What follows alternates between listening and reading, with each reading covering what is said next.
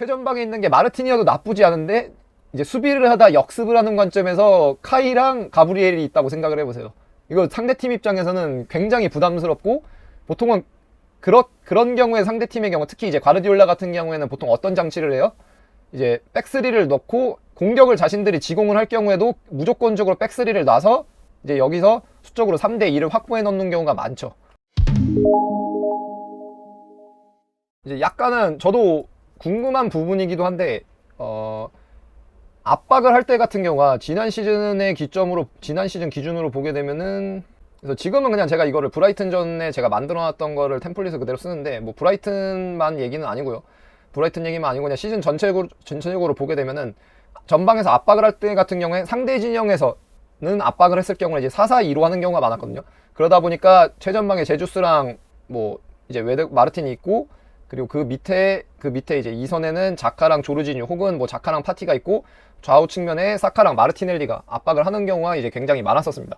근데 그러면서 이제 전방에서 압박 유닛으로도 굉장히 잘 기능을 해줬던 게 마르틴인데, 근데 여기서 이제 자카 자리에 이제 카이가 들어오게 되면은 이제 약간의 변화가 생길 수가 있겠죠. 제 생각에는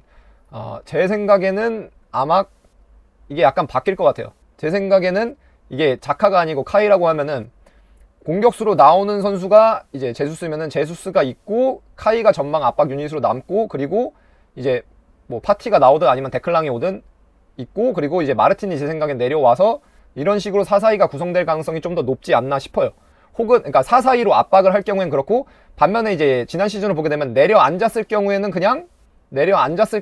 이제 4-1-4-1 형태로 수비, 이제 로우 블록이라고 하죠. 미디엄 로우 블록인데, 미디엄 로우 블록 갖춰놓고 수비하는 경우도 있었는데, 이런 식으로 할 때는 그냥 그대로 이제 카이가 와서 수비를 하면 되는데, 이제 상대 진영에서 4-4-2 형태를 갖춰서 압박을 할 경우에는 제 생각에는 선수 특성을 극대화하는 관점에서, 공격할 때 뿐만이 아니고 수비를 하는 국면에서도 선수 특성을 극대화하는 관점에서 이제 카이가 남고 마르틴이 내려와서 이제 2선을 구축하는 형태가 되지 않을까라고 생각을 합니다. 그리고 여기서 이제 또 가져갈 수 있는 이점이 또 하나가 뭐가 있냐면은, 이제 자카랑 조르지뉴 혹은 자카랑 이제 파티가 있었을 때보다 이제 2선에 마르틴이 오게 되면은 역습할 때 위력이 한층 더 올라갈 수가 있어요. 이제 마르틴의 경우에는 다들 아시다시피 라스트 패스 자체를 넣는데 굉장히 능한 선수고, 예를 들어서 상대가 자신들의 진영을 다 끌어올려서 지공을 하는 상황이라고 가정을 한다면은, 마르틴 같은 경우는 내려와서 여기서 상대로부터 공을 탈취했을 때 여기서 곧바로 역습을 시작할 수 있는 패스를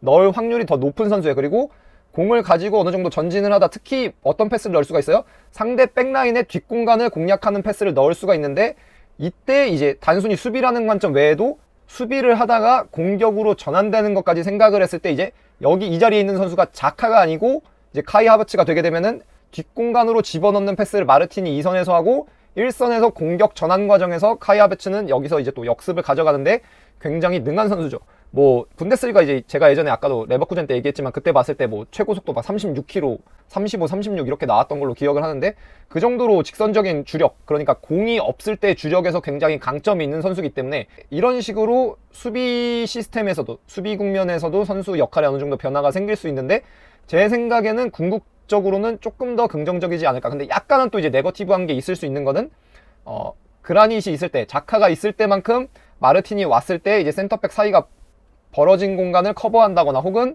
풀백 사이가 벌어진 공간을 커버하는 데 있어서 마르틴이 그라닛만큼의 효율을 보일 수 있느냐는 사실 또 다른 문제기는 해요.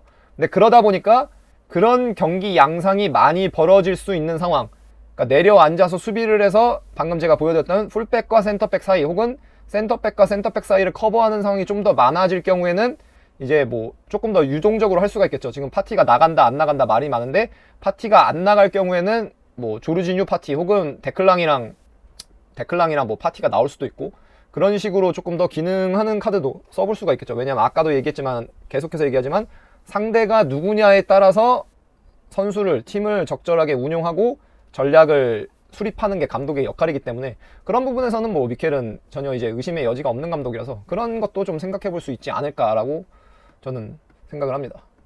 네, 그쵸. 이제 약간은 감이 오시죠. 이게 최전방에 있는 게 마르티니어도 나쁘지 않은데, 이제 수비를 하다 역습을 하는 관점에서 카이랑 가브리엘이 있다고 생각을 해보세요. 이거 상대팀 입장에서는 굉장히 부담스럽고, 보통은 그런 경우에 상대팀의 경우, 특히 이제 과르디올라 같은 경우에는 보통 어떤 장치를 해요?